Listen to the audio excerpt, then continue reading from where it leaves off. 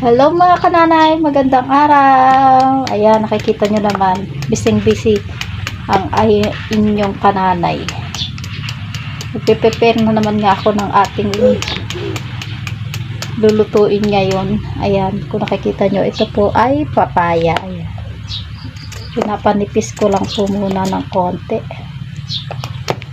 At ating ihahalo sa ating panibagong recipe na kakaiba. Ayan. Maghahalo na naman tayo ng kakaiba at bago sa ating usual na lutuin. Ayan. Tatapusin ko nga lang po ito mga kananay para makapagsimula na tayo sa ating pagluluto. At mga kananay, tapos na nga po tayo sa ating ginagawa kanina. Kaya ayan, na-ready ko na rin ang ating gamitin sa ating pagluluto. At ayan nga po, ang ating panggisa ay bawang, syempre ang ating karne, at ayan ang ating dinuguan. At tama po kayo, tayo ay magdidinuguan ngayon mga kananay.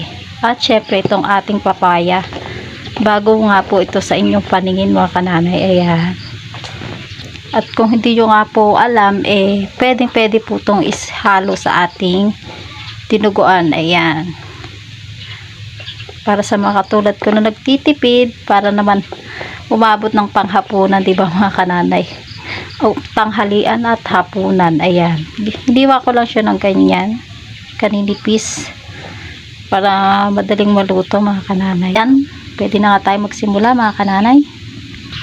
Ayan, isa lang na natin ang ating kawali. Ayan. May mantika na po yan dahil yan ay pinagpritohan ko kanina ng itlog. Hintayin na lang nating uminit. Yan, mainit na nga po. Pwede na nating ilagay ang ating bawang. Hintayin lang natin pumula. Yan, malapit na masunog ang ating bawang mga kananay. Kaya ilagay na natin ang karne. Haluin na natin.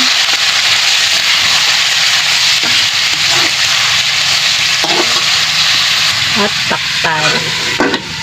Ayan, nagisa na nga po, kaya pwede na nating ilagay ang ating sili at ang ating hiniwang papaya.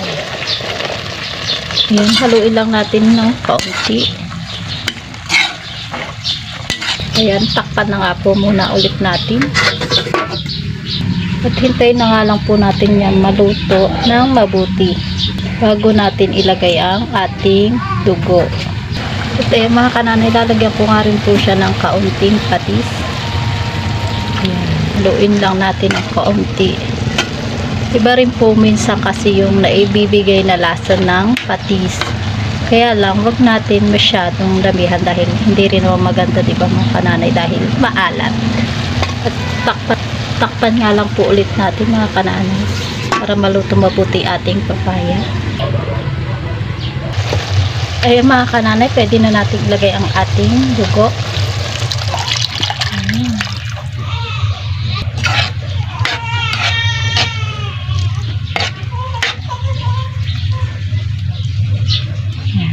Hintay lang nating maluto yan mga kananay. Ayan, pwede na rin nating lagyan ng asin at seasoning. Ayan. Yung iba nga po naglalagay din dyan ng paminta. Ayan. Pero ako, okay na din po yan sa akin. Hindi na ako maglalagay. Yeah. Dahil pag nilagyan ko pa ng paminta yan, ako, pag natikman nila at nalasahan, nawawalan sila ng gana. Yeah. Yan, ganyan na nga lang siya. Kulos po natin siya ng paminsan-minsan. Ayan mga kananay, dito na ang ating dinuguan na may papaya. O diba na parami ang ating pag-ulam at pwede pang hanggang hapunan talaga ito sa dami. Umaamoy nga ang bango.